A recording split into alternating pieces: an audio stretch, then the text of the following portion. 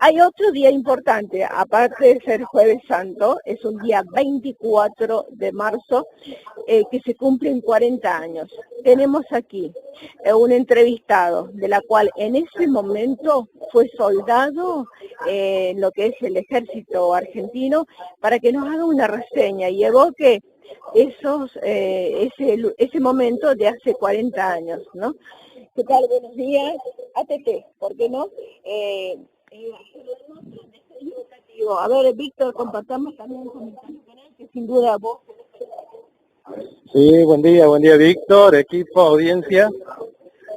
Bueno, quería compartir con ustedes algunas reminiscencias de aquel 24 de marzo del 76, que recuerdo claramente, fue un miércoles, era una mañana lluviosa, fría, madrugada, en el camino a La Calera, de la ciudad de Córdoba, más precisamente en el Regimiento de Infantería de los Transportados 14, donde yo prestaba servicio como soldado conscripto de la clase 54.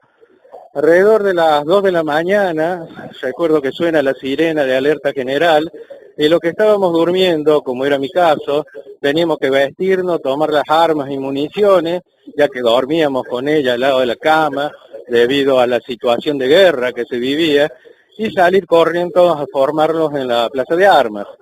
Allí, bajo esa persistente y penetrante llovizna, el jefe de regimiento nos arenga informándonos que las Fuerzas Armadas de la Nación habían tomado el gobierno para restaurar el orden, que como todos sabíamos hacía tiempo que se había perdido en el país, y que a partir de ese momento todos éramos parte del Poder Ejecutivo Nacional.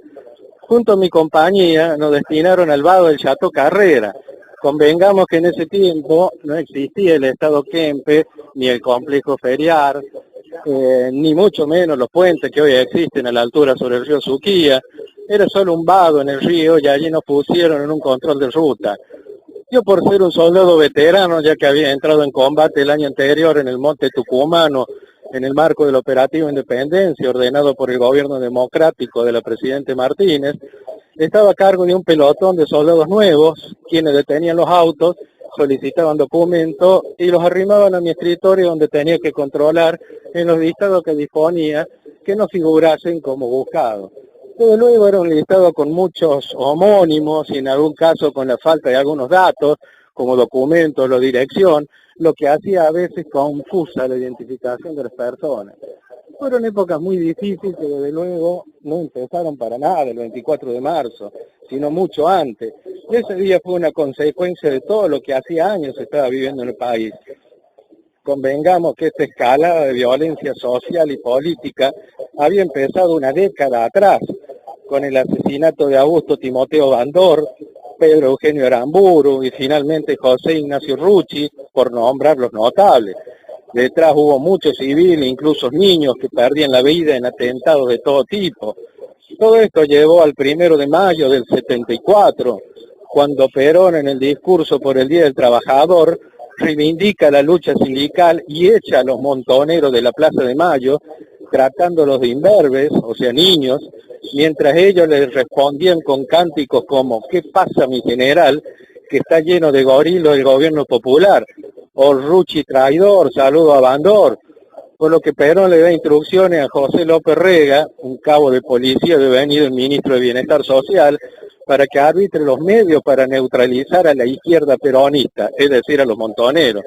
Y allí López Rega crea la Alianza Anticomunista Argentina, más conocida como la AAA. Por eso los años de plomo nacen a partir de la mitad de la década de los 60 y se extiende a toda la década del 70.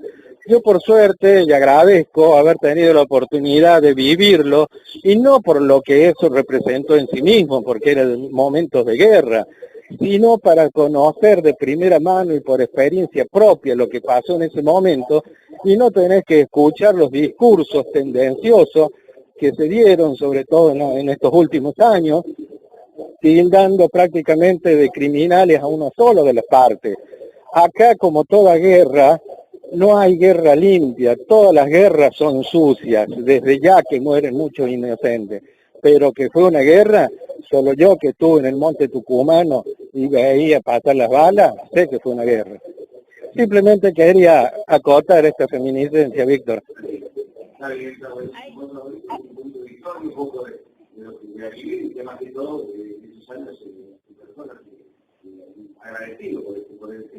Víctor, nombrabas vos tres militares que representaban en ese momento. Sí, en ese tiempo, el 24 de marzo, asume el teniente general Jorge Rafael Videla, junto con el almirante Macera y el brigadier Agosti, pero como digo, no son una docena de militares, generales, almirantes y brigadieres que se levantaron ese día malhumorados y dijeron vamos a tomar el gobierno. No, esto venía de hacía mucho tiempo, incluso desde el gobierno democrático, ya todo se armaba, incluso con fuerzas democráticas, o sea, había fuerzas civiles que empujaron a que se deviniera todo esto. Yo digo, ningún militar, por más general que sea, porque se levante un día y mueva sus tropas, si no tiene el apoyo de la mayoría de la civilidad, no puede gobernar ni medio día. Eso es lógico. En ese tiempo estaba todo el apoyo, incluso de sectores peronistas, que querían que se termine esto. Convengamos que había atentado todos los días moría gente poniendo una bomba. Yo lo he vivido, por eso a mí nadie me lo contó. Ponían una bomba frente al Banco de Londres, en plena plaza de San Martín de Córdoba, y volaba la bomba a las 10 de la mañana, rompía vidrio, y obviamente quien iba pasando por la vereda del frente, niño, mujer, quien sea, y pagaba las consecuencias. No le hacían daño a Inglaterra quienes ponían esa bomba. Londres ni se enteraba. No pagaban los seguros, seguramente los vidrios rotos y punto. Ahí el que moría era el chico que iba cruzando la plaza. Y eso lo sabían, por eso yo digo que es al terrorismo. Terrorismo que en su momento también fue terrorismo de Estado. Porque cuando estuvo José Cámpora en el gobierno, y ahí da libertad a todos los presos que había en ese momento, ya terroristas, asesinos, y pues se empieza la matanza indiscriminada por parte de estos sectores. Eso era terrorismo de Estado, porque partía del gobierno nacional, que en ese tiempo, presidido por Cámpora, y no la agrupación Cámpora, sino el señor Cámpora. Entonces, todo estaba muy mezclado. Cuando se habla de terrorismo de Estado, yo pregunto, ¿qué es terrorismo de Estado? ¿El que inicia todo esto a fines de los 60 o comienzos de los 70? ¿Cuál terrorismo? Hubo terrorismo de Estado de todos lados, derecha y de izquierda, de todos lados. Bueno, por eso digo que los años de plomo empiezan a partir de la década del 70, no del 70.